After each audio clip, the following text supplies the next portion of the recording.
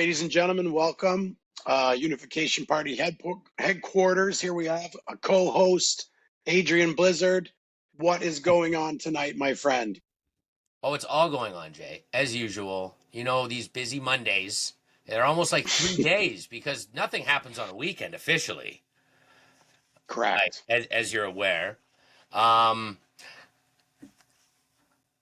as far as Canadian politics, like I said, that like I saw some things on YouTube about like a variety of different conservative MPs that were owning of various liberal member. Meh, whatever. Okay, cool, great, keep it up. Saskatchewan's going to take off. It's not Alberta you got to worry about. Apparently, it's Saskatchewan. They're the ones who are leading the charge, apparently. That's the big deal going on right now. I did see something regarding Alberta separation, like Daniel Smith having a dinner and stuff. But Saskatchewan's stepping up to the plate. Where'd you hear? Like, I've heard a little bit about that, and I knew economically they were taking No, off. I don't. I know not much more than what I just told you. Because again, it's like you said. It's like, the conservative MPs own the libs, and then it's the next headline is like Saskatchewan has literally already left. They're already gone. I don't know. I don't even know. You're late to the party. They're like everything's an exaggeration, a ridiculous. But the real sad truth of Canada, though, you literally Saskatchewan could have painted the whole province pink 10 years ago, and like I don't know who, like what, like how I've been to Saskatchewan for work, and when I moved from Alberta back to Ontario, but like most people never, you know what I mean? Like no one would notice, is what I'm saying. Unfortunately, actually, no one would notice if Manitoba did it. Maybe somebody would notice if Saskatchewan did it. Like it doesn't. I don't know. I think at best, what's going to come out of all that separation stuff is, quite frankly, maybe equalization payments will get worked out. Maybe there'll be a fair settlement with that. They'll work something out a little bit fair. Maybe Quebec's got to pay a little more for the hydro, and Alberta gets a little bit more. If they're not going to give them the money, then maybe Alberta, like, somehow is like, all right, fine, like, we're super socialist all of a sudden. Every born Albertan or born, whatever, Canadian gets like free books for all the post-secondary, because like, that was my biggest gripe. I think I mentioned it before on the show, but like I heard a comparison years ago about like a student in Alberta versus a student in Quebec, and like what that student's like day-to-day life is, i.e. like providences and expenses and stuff. And like there's a lot more subsidies for the Quebec student that is being paid for by the Alberta student, who has to have a part-time job to pay for all the things he needs in his school, which just to me was just like, all right, I know life's not fair, but we can at least kind of make the country fair, at least for the students. Give them a few more years before we shatter their dreams. No, for sure. I mean, I think everyone agrees. It seems that the Quebec has been able to. I mean, what I guess is fair play is Quebec has held the sort of Damocles of separation over our heads. So now, I guess Alberta and the West as a bloc or individually can maybe do the same to negotiate a little bit better. I mean, it seems that the political will is pushing into the 40%, but it's hard to know if that's Well, just apathy, general apathy after a big election, where people are just kind of like, whatever. We lost. I'm saying. Well, yeah, I guess, but I mean, Oh, are you still saying it went up or down with that 40? It went up. Oh, It went up to 40%. Okay. It was like, remember they were saying like, when they first started talking about separation, the newspapers or the traditional media was always lagging behind. And when the podcasters were saying it was 20%, the media was saying it was 11%. And then I'm just saying slowly ever since then, it just keeps creeping up and up and up. And now it's into the 40% or would consider, separation or not joining the United States, of course, but sure. Independence. Yeah, absolutely. Which, I think, and then you have, like the bloc spouting off like anti-nationalist stuff and stuff like that. So they're not helping their case right now, relatively. So I could see Carney, like, maybe, I don't know, who knows? I don't see them leaving, because essentially we all know, anybody that cares on the subject knows that like that would be like the doormat to the dissolution of the whole country, like over time. Obviously not Wednesday, But like, like that would be the beginning of the thread being pulled from the sweater. Sweater's But still going to why be worn would for a while. but why would Alberta not do that? Like why would that stop Alberta? Even if that they know, okay, that's the unraveling of Canada. Why do I care if I'm in Alberta and I feel like I'm being Well, you know because legally you're not going to get the votes through the parliament, right? So maybe the parliament to no, I appeal. mean, nobody, we're not Well, going to all argue about like this, that, the other, because we're not constitutional lawyers. And we all know when push comes to shove, if the United States recognized Alberta's independence vote and whatever, these little conversations we we're having or would be attempting to have wouldn't matter. So let's just assume there's a path that can happen for Alberta. And then go back to my question. Why would they care if that was the falling apart? If you're legitimately in your Candyland world where constitutional law doesn't matter, you're right. Why would they care? But again, like to the American side too, they need 2/3 of Congress to vote on it. And you're not going to have the Democrats do it because they wouldn't want to give Trump a W. And you're not going to have the Republicans do it because they don't want to gain like 29 million more communists. So like it's not going to happen on either side legally. But you're right. To your world, absolutely. Like obviously the Albertans wouldn't care. They'd be like, we should all separate. Like whatever. If this isn't working out, we clearly got to renegotiate something. And that's where I could see it just getting to be like, all right, how about we look at this equalization, and maybe we'll look at the MP distribution if it is a thing. Maybe we got to yeah, make but they also happy. but Like but I mean I think the number one thing that their big concern is their economic engine is their oil, and the liberals won't let them take it out of the ground and won't let them ship it around.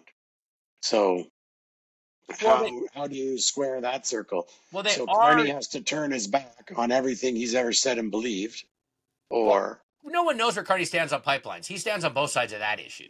But I don't even think Alberta needs pipeline. Maybe I guess it does, but it does ship some of its all of its oil right now. It does ship some to BC to China's. I think the biggest importer from BC ports um and now America most of it goes to Houston. So it's not like nothing's coming out of the ground. They just want to do more, which they could. But I think right. if you were to keep at least if you were to give Albertans a fair shake on like social services provided for money put in the pot, that would at least give the people a fair shake to like switch their economy. Like, because I remember leaving Alberta back in 15 when oil took a huge hit. And I was saying, I was saying to my buddies at work, I was like, look, guys, like, I'll come back, when things pick up, possibly. It's not out of the question that I'm never coming back. I actually never thought I would leave there. I was super happy there in Edmonton. But times change. Either way, I was saying but you guys got to diversify. You know what I mean? Like we saw it happen in the Maritimes with the fishing industry in the 90s and this and that. Like you gotta kind of spread it out. Like if you guys are all oil, so it's not like I don't completely hate the Liberals for saying Alberta could do something else. And it's not like they couldn't, but I mean, it would be easier for them to make that transition in the fairness to the lefties that want them to do that. If you were going to at least be like, all right, well, if you want them to kind of like your left leaning policies, let them do it. Like their money's paying for your policies and they're getting the short end of the stick in that regard. So I don't know who knows with the Alberta separation. It does seem to be a hot issue and it does seem to be the only real important thing going on in Canada right now, politically. Yeah, it seems to be. Or I mean, at least it's the most sensational anyways, but again, for all the reasons you said a moment ago, which are true, constitutional this and something that and treaty rights and blah, blah, blah, means this is just going to be a boring discussion with shock headlines for the next 20 years. Well, until it Yeah. hits the courts. If they get that petition together, there's a counting clock on that position.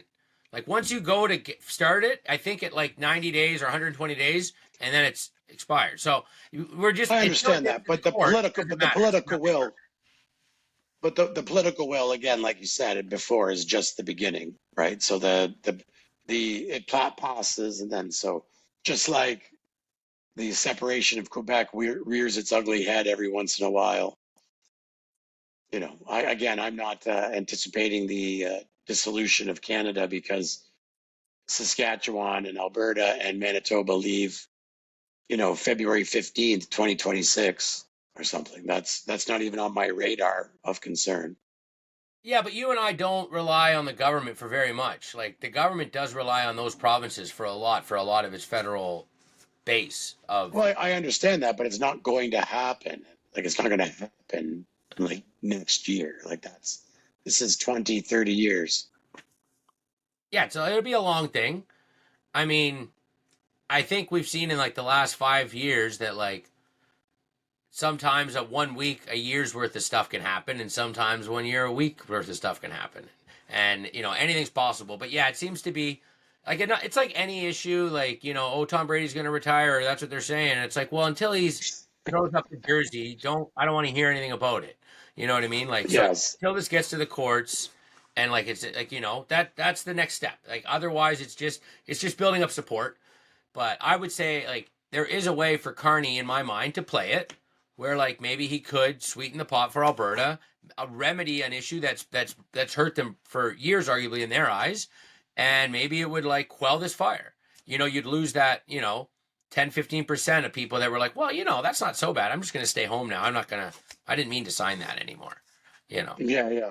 No, I'm sure they'll. I mean, I'm sure Yeah. they'll have a maneuver to counter whatever comes down. I did hear a little. Apparently, something there was like a CPAC thing going on the other day where they were talking about Carney being a bit of a taskmaster. Apparently, he's known to like bring people, put like actually run a tight ship, and like he's been getting mildly hostile, so to say, because some MPs have been showing up unprepared to some meetings. I mean that would kind of bode well with that funny wave off of Melanie Jolie. So I mean, as much as we didn't vote for Carney, I mean I don't know who you voted for. I mean I voted for the Unification Party, but to be honest, but he at least it's kind of like at least he's better than Trudeau. Like it's like you used to have like a drummer next door, and now there's a guy that plays the clarinet all the time moved in. You're like, well, at least the drummer guy's gone. Not so bad, I guess. I Yeah. kind of think it's the birds most of He's the time. even melodic sometimes. Yes, Yeah, yeah. exactly.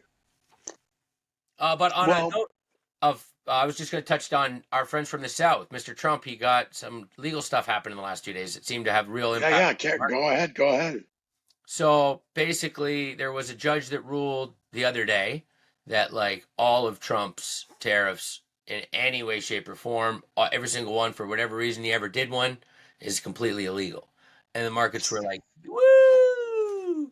And then the next day, another judge was like, I think the exact opposite of that judge from the day before. I think these are fine and legal, and we still need to look into it. Like it's not. And then the markets were like, oh. So I mean, that's kind of a. I don't know. It's kind of. It kind of reminded me when I heard that. Like, I remember back when I was learning about the Vietnam War, and like I heard that like the Vietnamese High Command was saying like in the last couple of years of the war that like we're never going to beat the Americans on the battlefield, but we'll beat them in like the streets of DC. And I think like there is something about like a republic or a democracy where like an authoritarian government who just has to like, kind of sit back and laugh, where they're just kind of like, oh, you have no power. What do you mean tariffs? Like some lady in San Francisco with a gavel said, no, I guess she's more powerful than you, Don. Is that what I'm hearing? That Like, seems to be the case. Yeah. right? Well, just a continuation of lawfare, I guess. That's all they got. Mm-hmm. And yeah, it just seems to it's not obviously not good for Donald, and I mean maybe it's good for Canada. I don't know. I kind of think like the world was in a precarious place economically, primarily the first world, majority of the countries, and like anything like this was a thing. They're like, oh, this is why we're all broke now. We haven't been blowing money into charities, this, and my wife said No. that, and unaccounted contracts this for 100 years. No, no, no. This is why. Like Yeah, yeah. Trump, Trump, Trump Trump. back. It's Yeah. Trump. Yeah. So Yeah. Well, that's exactly the narrative. That's Carney's narrative. That's what every, everybody in the street would say, it's yeah, that's that. But I mean, hey, so the Trump's tariffs are fine, and then he doubles the aluminum and steel effective immediately or June 4th from 25% to 50%, so indicated that Pittsburgh is going to be a great revered city once again, steel city. So it'll be interesting to see what happens if, again, Nancy from Wisconsin doesn't cheese judge, doesn't doesn't come up with something Yeah, to put it. it's yeah, the judiciary seems to be really like Lady Justice is peaking a lot lately. We'll say it seems like. Yeah, got the thumb on the fish scale, that's for sure. Yeah. I don't know. I know they're I haven't heard anything crazy coming out of the Supreme Court lately. I mean, I know there has been some significant stuff kind of going against Trump there too, but it just seems to I don't know, things have kind of cooled down. Like that first month of Trump was like boom, boom, boom, boom, boom, boom, boom. It was like every day there was like three things, and now it's just kind of Elon's leaving. Congress is not approving any of these cuts, and like they're found a new way to blow the money he saved. Thank you, Mr. Musk. But Well, I was listening to a gentleman speak today, and he was indicating that the reason why Doge was so ineffective was because when you start digging into our monetary system, the entire thing is predicated on debt and deficit spending. So if you were to balance budgets and then try to pay money back, the money and interest and it doesn't all add, and it's so duck you, goose. Yeah, there's no chair. yeah, The chairs are missing. Yeah. yes. So you need the graft because politics is all about power, and the stuff that's going on behind the scenes is more important. And just because the money appears to be black doesn't mean it's not for our best interest as a country, or this would be America speaking, of course. But these black ops that take place that need to be funded through these surreptitious means and US aid and the like, Yeah, so that's where the real power, and that's, it's like, it has to be that way. And they're all criminal organizations, but thank goodness, the American criminal organization is one of the stronger ones, right? yeah, I mean, that's the way I used to think. Back when I was a young man and I was watching Harrison Ford punch a man off of Air Force One.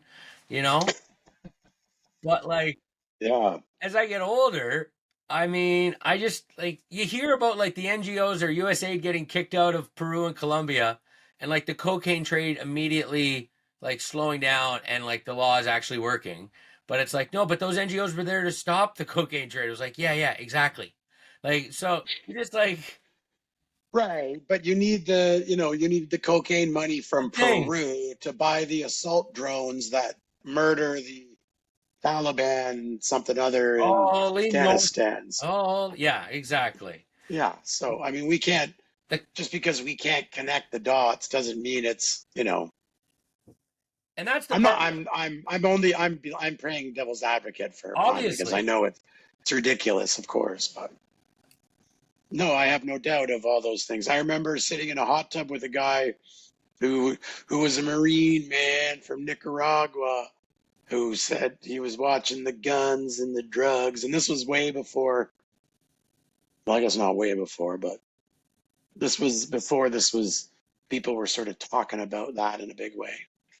But he could have just been bullshitting as well. But I remember hearing these.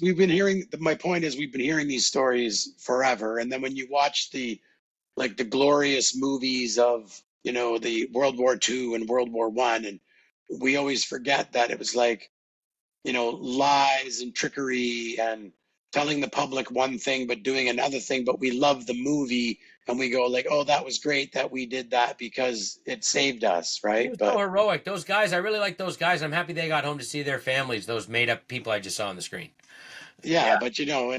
but but we've just learned that it's always Well, the humans powers are that be are always storytelling pulling creatures. something. Yeah. We like a good story. We don't want facts. We don't want numbers. Tell me a tale. Like that's how we sit around the campfire for millennia, passing on knowledge. Like we don't want to, you know what I mean? Like we don't need facts. I want a good tale. So yeah, I mean, and that's just is what it is. I will think kind of back to our episode last week to try and play devil's advocate on our jovialness. Like, I do think that, I don't know, there is a case to be made that, like, the true powers of the world aren't completely not benevolent, relative. Like, they're kind of just like, look, if you stay in this little box, this rules here, we won't really bug you too much. You'll be pretty free. Just stay in that box, and we'll drop cheese in once in a while. Like, there'll be cheese there once in a while. Don't leave the box. So, yeah, that's definitely the deal. That's 100% the deal. But I mean, but if you say the wrong thing, we're going to take your bank account away.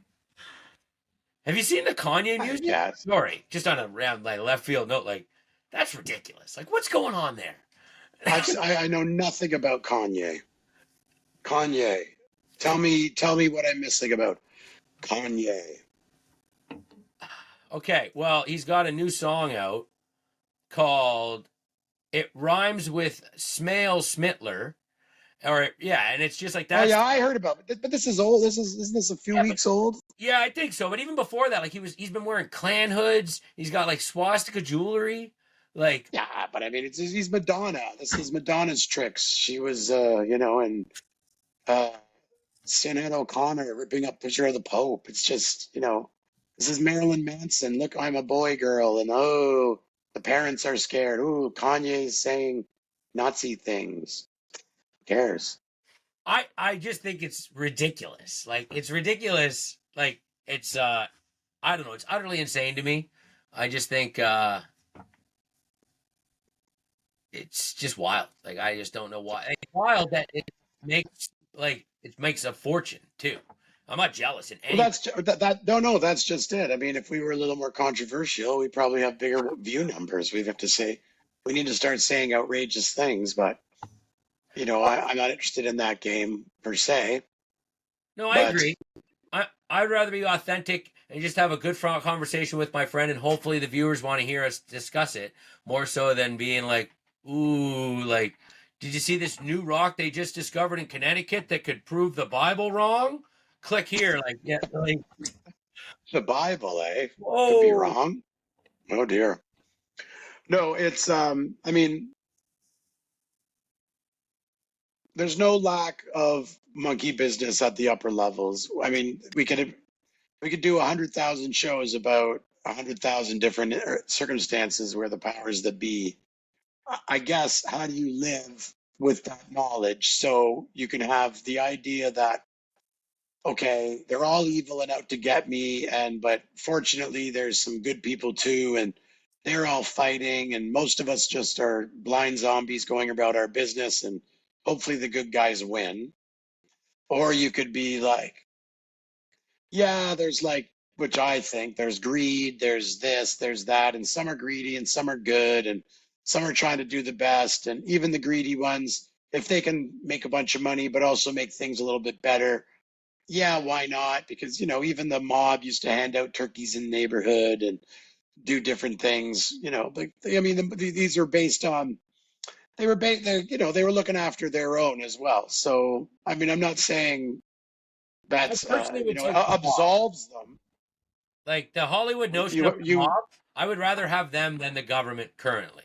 Like, at least I know Tony, and if I got a problem, he's going to help me out before I give him the money every month. You know what I mean? Like, I guess the government will kind of help me out, so I can't completely sound like a anarchist. No, go to the hospital tomorrow. You'll be all right. Yeah, but Tony's got a guy. And drive on that road you got. That works out pretty good. Like, yeah, and you're a net tax taker, not a net taxpayer. I used to be a more. Well, I don't think. Ooh, so. I used to be. No, I used to be taller. I don't think 100%. 100%. 100%. I hope so, but I take that. No, I strive for that. Yeah, I have been honestly for the last 10 years trying to strive for like an equilibrium. Yeah, no, for sure. But I'm just saying it's most people that get all up in arms about taxes are usually cashing their welfare check the day before. Yeah, exactly. Like, yeah, not even that. I'm just saying if you were to do a calculation, what each Canadian owes, because I mean we owe a portion of national defense and we owe a portion of the debt and we owe a portion of, like, if you were to factor all that up for each individual, most people are probably not paying their fair share, if you wanted to call it that, like your fair share. And again, you could make 1,000 arguments. Well, they've done this and that to me, or this or something. They make me do this. I didn't ask to be born. I mean, there's a million there's a million weak arguments, but most citizens in first world countries are, what would be the politest way to say it? Like leeches, essentially, myself included. Beneficiaries would be a nice way to say it. Yeah, leech is certainly not the nice way to say it, is all I'm saying. Hey, I saw something today that I actually wanted to run by you. I could have looked up the word, but I know that you have a little bit more real estate experience than me, and I thought it'd be fun to ask you. Can you see that chart up there, brother? Monthly new listings with power of sales and description. That's a big deal, yeah. What's power of sale mean? It sounds like the person selling it is not in control. That's what I just assume when I read that. Okay, I will. Okay, so when we all grew up watching movies, it was always the farm was being foreclosed. Yes. Foreclosure. So, but foreclosure, I'll tell the difference between foreclosure and power of sale. So let's say, Adrian, you owned a house that I owed. You had a house that I was worth $100,000, and I gave you a mortgage on it for $80,000, and you didn't pay the mortgage. My choice as the guy who lent you the money is I can foreclose on you. If I foreclose on you, that means that I take ownership of the house in very real terms, and then I can do whatever I want with it. So, for example, if you owed 80 and it was worth 100, and I foreclose on it, and then I sell that house and I get 110, I can keep that $30,000 for me. You get nothing because you no longer own the house. I took ownership away from you. Okay, so fast forward to power of sale. In ascending and good real estate markets, people are more likely, in banks especially, to go power of sale. And because a power of sale is different, banks technically they have the owning hand and they are forcing the hand, but they have a fiduciary duty, which means they have the responsibility to you as the homeowner to try to get fair market value, to try to get as much money. There's definitely expenses involved with them doing that. So they would then, let's say you owed 80, the house was 100,000, but they sold it for 120. And after taking off real estate fees and this, that, and the other, they made a profit of, and they got all their money back, and there was $15,000 left over. That $15,000 would go to you. But on the flip side, with the power of sale, yes, in a foreclosure, you get nothing. So one of the reasons they do power of sales here is it's an easier process. It also protects the bank. Somebody falling down, we're going to cushion you on your way down. Right, and the bank doesn't want to be seen as the people who take the house and pocket the difference. They just make themselves whole. Yeah, they get paid for, they even have whoever they would have go around, there'd be a fee for that, and any appraisals or they made money on the survey in and the out. They're the bank. Yeah, you don't cry for them. Yeah, yes. Anybody. So essentially, forget about foreclosures. They just don't really do that so much anymore. Maybe in the States, or maybe in private situations, but banks in general, they do power of sales, especially in Canada.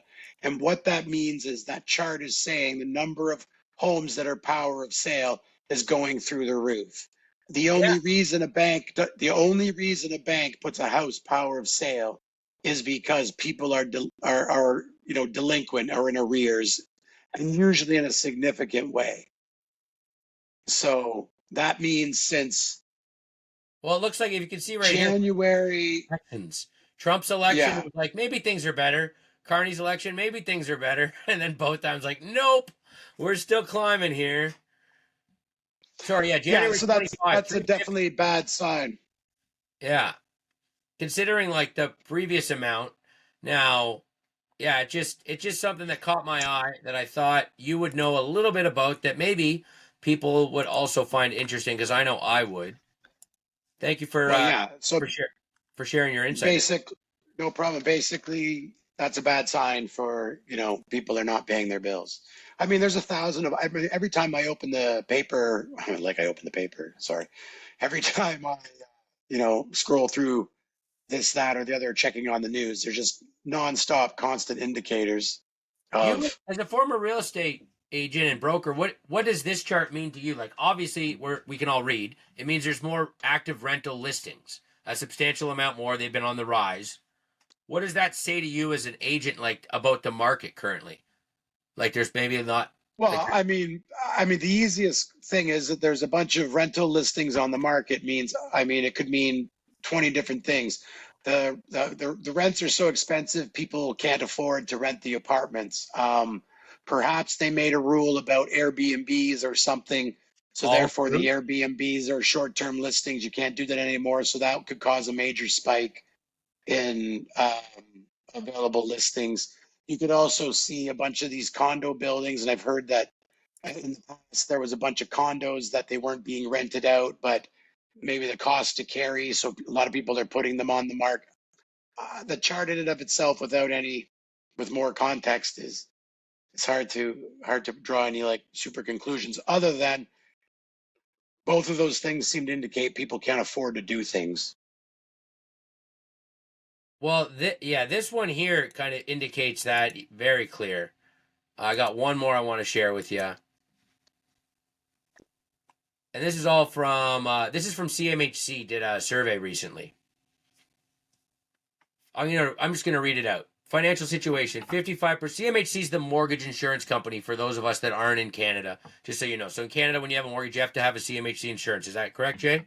They're like a big. No. If okay, this is CMHC. fine. So I'll tell you. See, okay. So usually in the past, banks were restricted to only being allowed to lend 75% loan to value and 65% loan to value. So $100,000 house, they could only lend $75,000. That was in the past, and you were expected to come up with a $25,000 down payment. CMHC, which is Canada Mortgage and Housing Corporation, was created so that people could essentially, with less money, 10% down, 5% down, whatever, basically get a high ratio mortgage. And then the difference. So if again you were to lose the house at $100,000 and you've now put 5% down with CMHC insuring the difference, when the house would sell and it only sells for $80,000 or $75,000, the bank gets its money, but CMHC would not. But if the bank, if it went even below that, just basically the CMHC is guaranteeing the bank is going to get the difference of a high ratio mortgage. And it allowed for people to put it was basically to keep the Ponzi scheme going of increasing real estate prices by letting Get more the players to the people with table. more Yeah, players to the we took table. Yeah. everybody's money. We You got to used to lower the have, stakes. yeah, Yeah. used to have to have 25% to play the game. 25% used to be the ante to buy a house. Then it became 20%, 15%, 10%, and now first time buyers, this and that, 5% down. And then those high ratio, those anything more than 25% or anything less than 25% down requires CMHC financing, and you pay a premium for that and a fee and whatnot, but it secures your mortgage for that. If you're So that's CMHC. so they're Almost everybody does that. yeah. In Canada, 55% are already impacted by the rise in mortgage rates. 17% will soon be impacted. Okay, so that's fair. What would be that puts us at 72%?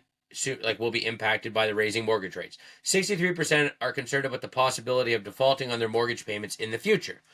Top 3 reason for concern. So just to clarify, the people dealing with CMHC are already the subprime people, so to say, right? If you were No, prime, no, no, no, no. You wouldn't be subprime necessarily. No, no, but like actually, like CMHC won't prime to even. subprime, like if you had 25% down, you're probably more likely than not good with your money, or like what a Yeah, but businessman who tried to spread his empire.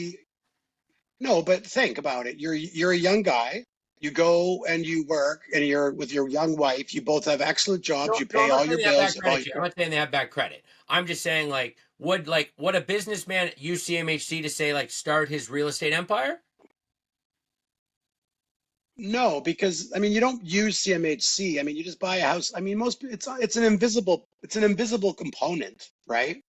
So you buy your one house, and CMHC financing is only usually for primary residences, Okay. usually. Okay. Fair enough. So you're not going to get, yeah. So you're not going to be building your empire with that. But I mean, I'm not calling these people cockroaches. I'm just saying, like, these, like, they clearly, like, I got a buddy whose mortgage is like, I think, like, maybe 10% the value of the house because he's bought and built well. Like, he's a builder too, so he fixes them up. Like, so he wouldn't be using CMHC. He probably no, he wouldn't. hasn't used CMHC in years. Maybe he did for his. He probably didn't even for his first house. Maybe he did for his first house. He probably 100% he did for his first house, probably. So top 3 reasons for concern: cost of living 45%, job loss or reduced income 34%, increase in interest rates 29%. I'm shocked that number's only 29. Maybe they just haven't met it yet. Now this was the important number right here that I wanted to show you. 17% have missed a mortgage payment. That's a pretty high number for missed a mortgage payment. I was always under the impression missing a mortgage payment wasn't like missing a car payment, which is also a big no-no. Like, isn't missing a mortgage payment like almost like it's like, is it the beginning of the end, or is it like missing a car payment where it's just not good? You're going to get a blemish on your credit. Actually, you probably could miss one mortgage payment and not even get a blemish on you. I mean, it's not like things happen immediately. I mean, again, they may have changed since I was in the game full time.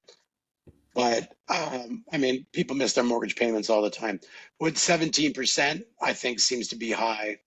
I mean, most people usually you pay everything, you pay your mortgage and everything else, you let it slide. Right. Yeah. Usually. Well, and think about it. You're not wrong. That is probably that is it. That is true. So I mean, they probably have. You know what I mean? Like that's like now we're at that because like at the bottom one there that's highlighted is 26%. Use one credit facility to pay off another. So, that, maybe that's consolidation loans or whatever. But That reminds me of a story. I remember getting called from a credit agency when I had a huge financial failure and everything blew up and I had a Capital One credit card.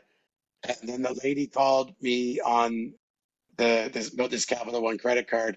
And then she talked to me forever. And I said, I can't make any payment on this. There's no way. And she says, you can't even make a credit card payment? And I says, a credit card payment? And I was like, absolutely. I'd be happy to make a credit card payment. She goes, great. So I started reading her the number of the card that was in arrears. And she was like, well, you can't make a payment. You can't make a payment with this card. Yeah. And I go, well, lady, I'm out of ideas. I have no ideas. But so, yeah, that's the beginning of the end. Collector. And yeah, that was a terrible job I left on lunch one day. But yeah, that was talking to guys like me, imagine. Yeah, when I had everything implode. I'll be honest with you. I'll tell you 2 funny stories about that. I'll tell you a funny story and the sad story, which is my last call. It's kind of funny. The guy had a good spirit. But the first funny story was the 1 month they gave us the ability that if you paid $39, we could waive a $39 fee. So we basically, my call center, we kind of turned into Robin Hood for a month. And then like by the end of the month, we'd waived like $4 million in fees. And like by the next month, we weren't allowed to waive fees anymore. But like, so that was kind of nice. I kind of felt good. Like we were just handing Capital One's money out. Like, buddy, like if you're not going under, like this is the time to pay the card. Like for every dollar you pay, I can match it, like removing some of these bullshit fees. But the last call I ever had was like the nicest guy ever, who's just like, yeah, like I don't really care about Capital One right now. And he had like a $12,000 card. I'm poor. That's what I make in a year. So I'm like, what do you mean? Like, come on, man. He's like, no, I gotta go down to the hospital, gonna give my kidney to my wife. We're losing the house in 2 months. So, Capital One's not really high on the totem pole right now. Just like, all right, sir, Godspeed. I wish you all the best to you and your wife. Thank you for choosing Capital One. And then I just like went for lunch and never came back. Like, nice guy. But I was like, I can't be doing this. I can't be, this job. Yeah, it's a tough gig, but who cares? I did. Who cares? Yeah. No, I mean, who cares? I'm saying from his perspective, who cares if you pay Capital One? Like, head for the hills. Yeah. So what? I can even waive fees at that point. So yeah. There's nothing I can do for you. But yeah, it does. No, I mean, where you look, the economy seems to be. Ugh. Yeah, I mean, there's been no, I mean, people have been saying, this is a reckoning has been coming forever. So, I mean, eventually some people are going to be right. Well, But Europe's there does seem to be, like everywhere's nobody's having fun. it seems that way. But I mean, also, again, it's hard. I'm having fun. You're having Well, fun. There's people having fun. I just mean like growth. It just seems growth is no, so. no, I completely understand what you're saying. What I'm hearing here is I have the finger on the pulse of some of the. I am by no stretch of the imagination a heavy hitter in the business world in my local area. I'm a minuscule hitter. I don't even play the game, You play but I play in a bush league, but Tuesdays.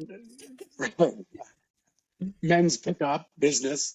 There's a few people that I have my finger on the pulse of, and then they have their finger on the pulse of the nation. And the word on the street is in every industry and in every place, uh, sales are significantly down across the board in everything, significantly Mhm. down. And so, I mean, I can't speak for the rest of the country, but this part of the country, which is, routinely poor anyways, they're even complaining. So Yeah. No, I and don't know what to say. well, I think what we could say on a positive note is like this is kind of like the tailwind of like good times. Like we had things are good. Things still aren't bad. It's just like there's a little bit of austerity. You know what I mean? You're not like ordering that Domino's pizza and throwing out half the pizza the next day. You're putting that in the fridge. All right. And you're probably not ordering Domino's for another month, but like you're eating that pizza tomorrow. Like, you know what I mean? We just have to be a little bit more considerate with our actions.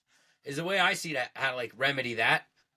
Well, but that becomes a doom loop, right? If everybody's not spending, then Well, and that yeah, then we all become the Chinese consumer. That's the problem that China's economy's having right now. Is like the yeah, tariffs are they're hurting them, but like the Chinese people are just natural savers. So it's like, well, we're not buying all this stuff now. Like, what are you talking about? We got to save money.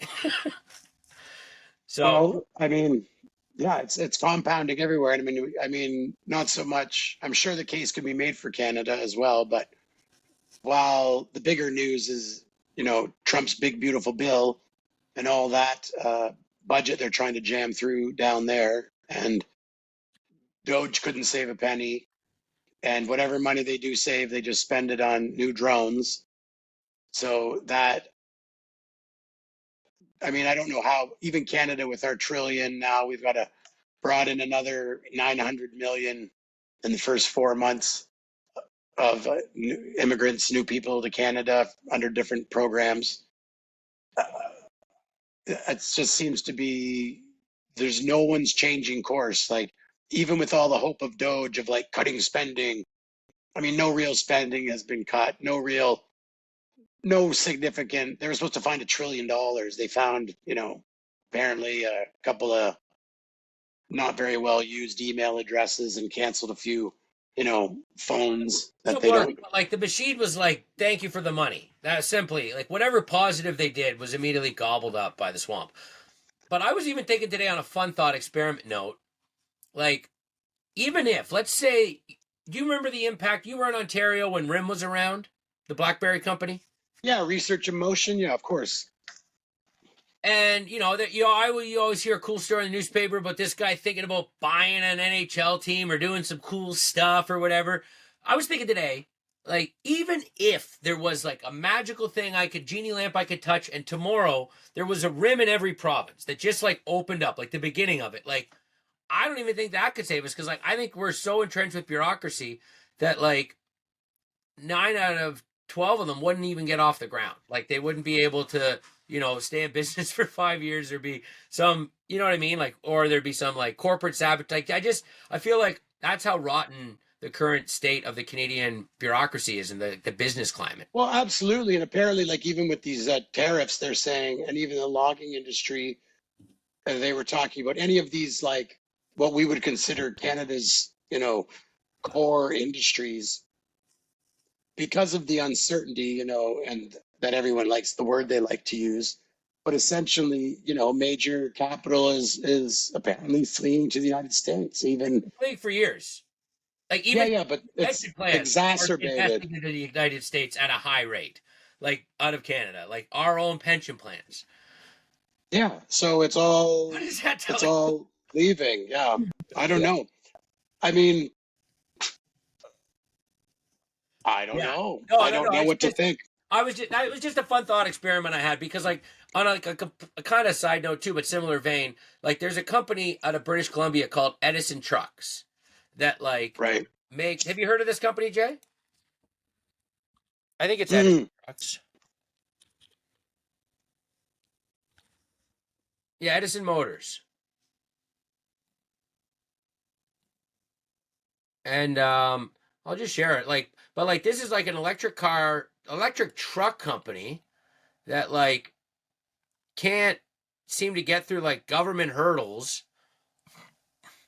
in like the province and everywhere. Like they get a roadblock like every time they try and do something. Like whether it's like open up a shop, like there's a local group that like protests their shop and like doesn't want this, like whatever, right? Like whereas like the local people should be like, you know what I mean? In my mind, like holding these people on their shoulders, like parade, like throw a parade for these people. Like they're about to employ 25 people, and with this idea that there will be more. Like it's a, apparently it's a good. Obviously, it's either way. Even if it's not the world's greatest truck, like it's an electric truck because he's a guy who lives in BC, which is very green and left initiative. And he's, there's a lot of blue collar jobs out there, a lot of logging. So he's trying to, he's a guy who saw that and is like, okay, let me, I see a need for this in the market. And you'd think that like that local, like the BC government in particular, would just like eat that up. You know what I mean? Like yeah, you would think, but I mean, yeah, of course, you would think that that's the case. But you just, how can you have? Okay, so you've got 10 times the economy down south. You have less. I mean, whether there's less regulation or not, I mean, we think so, and there's probably cases where there are or there's not. But there's definitely not industrial carbon taxes, and I mean, at least in the States, it seems if you got some big money, you can make something happen pretty much easier than here. So I don't know why they wouldn't be leaving, and they are. So that doesn't bode well for us. And then you've got, so however many jobs are going to be lost in the steel industry. I mean, 50%. I was listening to, I think it was Tiff Macklin was saying like this prolonged trade war, like we're doomed, as essentially paraphrasing. I think And it's out again. I think the book was yeah, of already course, written. but it doesn't really matter if, Fair, fair, fair. Sorry, I'm but not, yeah, it doesn't, I'm not blaming it on the market does like, hate uncertainty. On top of it all, right? Yeah.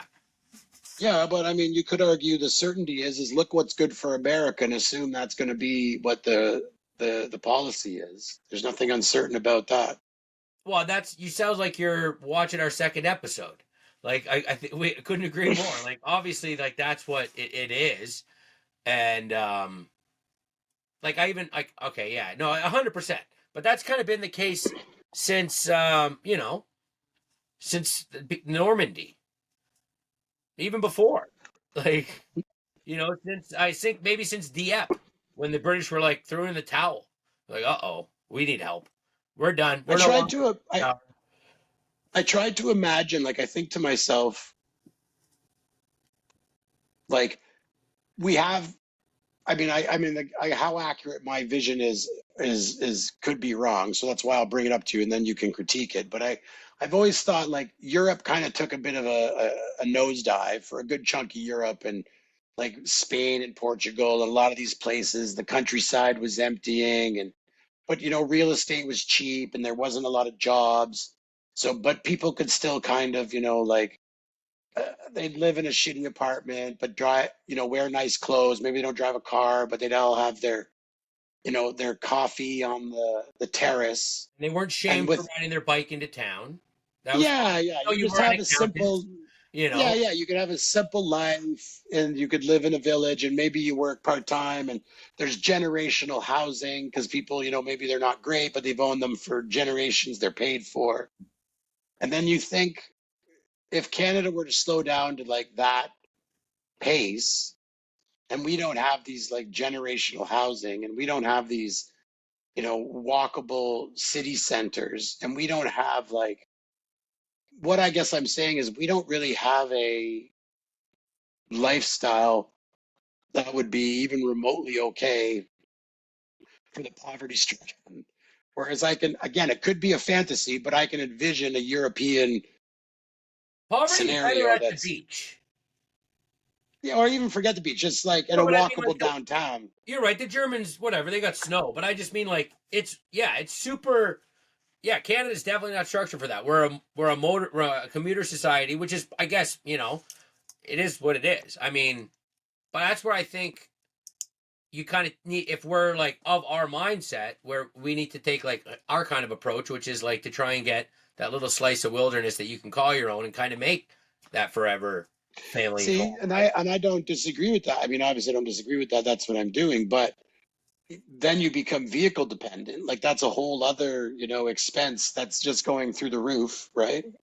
And if you assume these, carbon policies, and by 2030 or whatever, 2035, you have to be buying a, who cares that your cabin was 5,000 to build if you have to buy $130,000, electric vehicle to plus the $1,000 a month it brings in of whatever foolishness it's going to cost to drive a car at that time. So, I mean, essentially, I there get. are. I was Sorry, just go gonna. on. I heard a funny point about Europe that I kind of thought was interesting. I agree with you. Yeah, I don't. To your point. Yeah, that quintessential Italian man on a bicycle coming in from the village to work. Yeah, it's not going to work. It's not going to work in rural New Brunswick. I mean, it could, Yeah, no. but it'd be a dirt bike at least, and even then, it'd be a snowmobile in winter. But anyways, I about how like like Europe's gone super left leaning and like super, so to say like they're super weak relatively. Like I don't want to call them an offensive name, but like it was like someone said it was like, well, it's because like all the real men died in 1944. Like, it was like, oh shit, like you're right. Like I guess that's a good point. It's a bunch of Melvins, like Yeah, that. potentially, yeah. That's this is the stock of a bunch of Melvins. More Melvins than real men. Obviously they Yeah, didn't I all guess die. percentage-wise, perhaps, for The ones sure. that did die was a high propensity of alpha males, Yeah, right? that would it would skew properly would skew that way potentially. You hear Here's you always hear that crazy guy, and his dad's even crazier. And oh, you should have seen my dad; he was crazier than a lot of us. Like, anyway, sorry, yeah, go on, brother. no problem. I've got one last story to bring to the table before we wrap this up for the evening.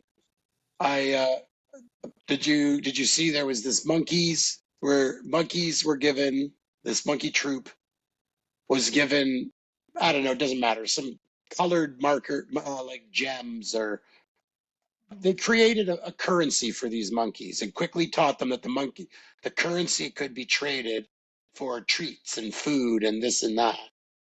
And very quickly, the monkeys they got it. They started stealing.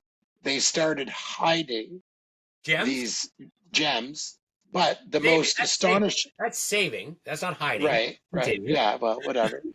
And then but the greatest, most amazing thing that happened was they started using the gems to pay the lady monkeys for sexual favors. No They saw not nowhere. Anybody can look it up. Anybody prostitution. doubting it, prostitution was like the first thing to to rear its head. It pays well. A hard day in the field. How amazing is that? So I just thought that was quite something. So in answer to uh, what does Canada's future hold for those who are not ready, and when Tell we that. have to try to, yeah, when we have to try to trade our new shiny UBI currency, that whatever the government will allow us, I guess it'll be a return to that immediately. We'll be stealing, we'll be hiding, and we'll be trading them for sexual favors with And, Some things just never change. yeah, exactly. So I thought that was That sounds like something a German university would do. Where who did that study? That's awesome I don't study. know. That's an awesome study. Yeah, well, I don't know if they were attempting to study No, prostitution. They that's what were I just mean. to Yeah, see what yeah, that's but interesting. that's what happened. Yeah. So those dirty monkeys, they got it going on. All right, everybody. If you like our monkey tales or don't, tell us in the comments. But thanks for watching this week. Yeah, like, Good subscribe, talking, tell Jay. your friends. Have a great one. Wow!